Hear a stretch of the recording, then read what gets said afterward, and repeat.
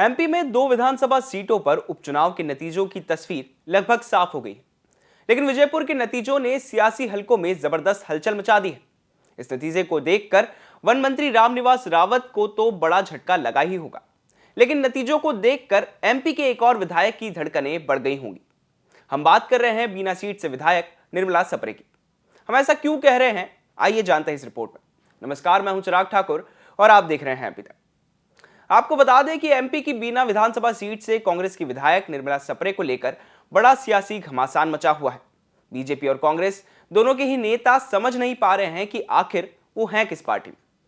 दर्शकों को बता दें कि दरअसल निर्मला सप्रे ने विधानसभा चुनाव कांग्रेस के टिकट पर जीता था, लेकिन लोकसभा चुनाव के दौरान वो बीजेपी में शामिल हो गई। बीजेपी में शामिल होने के बावजूद भी उन्होंने अब तक विधायक पद से इस्तीफा नहीं दिया है और ना ही औपचारिक रूप से बीजेपी ज्वाइन की है। सप्रे ने खुद बीजेपी में जाने की बात कही थी और वो लगातार बीजेपी की बैठकों में शामिल हो रही थी। ऐसे में माना जा रहा था कि वो जल्द ही विधानसभा की सदस्यता से इस्तीफा दे देंगी, लेकिन लगभग 6 महीने से भी ज्यादा का वक्त बीत जाने के बाद भी उन्होंने इस्तीफा नहीं दिया है। कांग्रेस ने भी उनकी सदस्यता रद्द कराने के लिए हाईकोर्ट जाने की बात कही थी। आपको बता दें कि निर्मला सप्रे ने इसी बात को लेकर बीजेपी ज्वाइन की थी कि बिना को जिला बनाया जाए, लेकिन जिला बनाने पर मामला फंस गया है। इसके बाद से उन्होंने अब तक पद से इस्तीफा नहीं दिया है।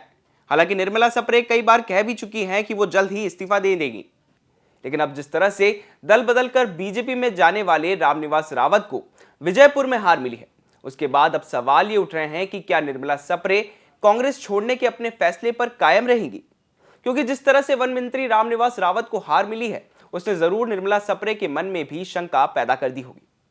खास बात यह है कि विधानसभा के मुताबिक सप्रे अभी भी कांग्रेस की विधायक हैं और कागजों में भी वो कांग्रेस की ही विधायक हैं, लेकिन उन्होंने कांग्रेस से पूरी तरह से दूरी बना ली है। वो लगातार बीजेपी की बैठकों में शामिल हो रही थी। हालांकि उन्होंने खुद ये बयान दिया है कि वो अभी तक बीजेपी में शामिल नहीं हुई हैं। पिछले दिनों एक प्रेस कॉन्फ्रेंस के दौरान वीडी शर्मा से जब उनकी सदस्यता को लेकर सवाल किया गया था, तो वीडी शर्मा ने कहा था कि ये तो निर्मला सप्रे को ही पता होगा कि वो किस पार्टी में है। हालांकि विजयपुर में आए नतीजों ने एमपी की सियासत में एक बार फिर हलचल पैदा कर दी है। अब देखना होगा कि आने वाले दिनों में निर्मला सप्रे किस पार्टी का रुख करेंगी। क्या वो कांग्रेस में बनी रहेंगी या इस्तीफा देकर बीजेपी में शामिल होकर फिर से चुनाव लड़ेंगी, जिसके बाद गेंद जनता के पाले में होगी। एमपी से जुड़ी बाकी तमाम खबरों के लिए आप देखते रहें एमपी तक।